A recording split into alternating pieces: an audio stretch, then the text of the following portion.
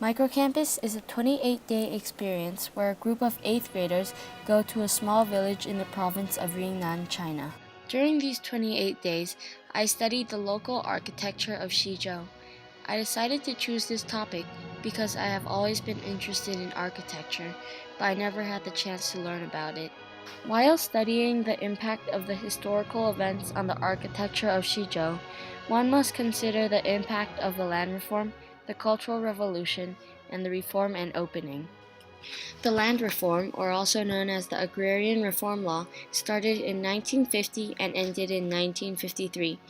Mao Zedong promised free land to the peasants, and it is said that the land reform was a way to win support from the peasants for the new regime that was yet to come.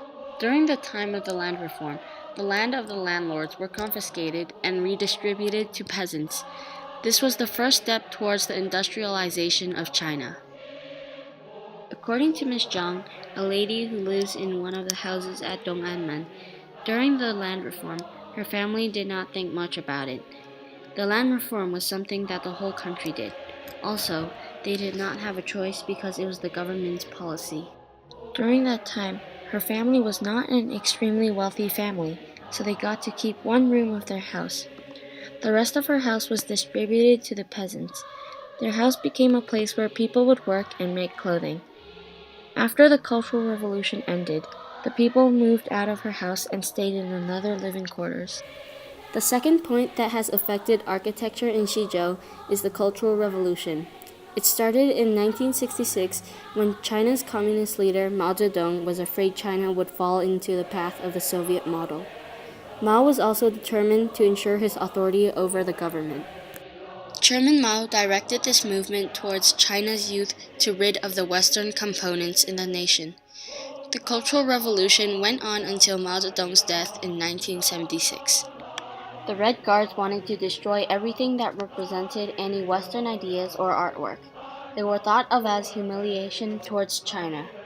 Red Guards would go into people's houses to destroy and cover up any paintings or carvings the house had. In Ms. Zhang's house, there are carvings that have been scratched off and flattened out. Sometimes, families would even destroy their own artwork and architecture so that the Red Guards would not have to. In this case, Ms. Zhang's family used cement mix to cover up a big piece of marble so that the Red Guards would not smash it to pieces when they inspected the house. If the Red Guards found any sign of Western architecture, they would keep on going back to the house to threaten the people living there. The third and final point that has affected architecture in Xizhou is the Reform and Opening of China. In the December of 1978, Deng Xiaoping announced that China would open its doors to any foreign country that wanted to do business.